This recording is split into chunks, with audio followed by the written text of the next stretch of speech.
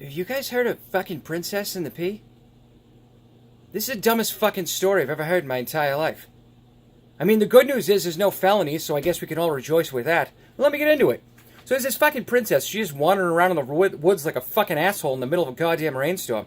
Meanwhile, she stumbles upon this castle, and inside the castle is a king and a queen and their fucking moron son who's trying to get laid. But the queen's like, no, nobody's good enough for my son. And I'm like, hey, your majesty, your son's 35 and he still lives with you. Maybe, I don't know, lower the standards a little bit. Hook him up with a baroness or a duchess or something. Anyway, the princess starts knocking on the door because it's fucking pouring outside. So the queen goes downstairs and she's like, hey, what, stranger? Come on to my fucking house. You're not smart enough to grab an umbrella. But, I don't know, maybe I'll let you sleep here for the night? And so the princess sits down at the table and they're all eating dinner. And she's like, oh yeah, I'm a fucking princess, by the way. Which, again, I find really fucking hard to believe. Don't most princesses have, like, money and people around them? Somebody didn't have an umbrella? Nobody thought to fucking say, hey, princess, it's gonna rain out. Maybe stay in the house tonight. So anyway, the queen's like, oh, you're a princess. Cool. Here, sleep on these 20 mattresses. 20 fucking mattresses.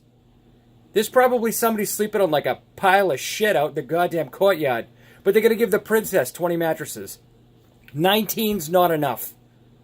So the princess goes to bed, and the next morning she wakes up and she's like, oh man, I had the worst night's sleep of my life.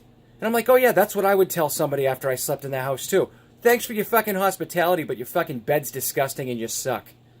But the queen's like, no, I put a pea under there. This proves that you're a princess.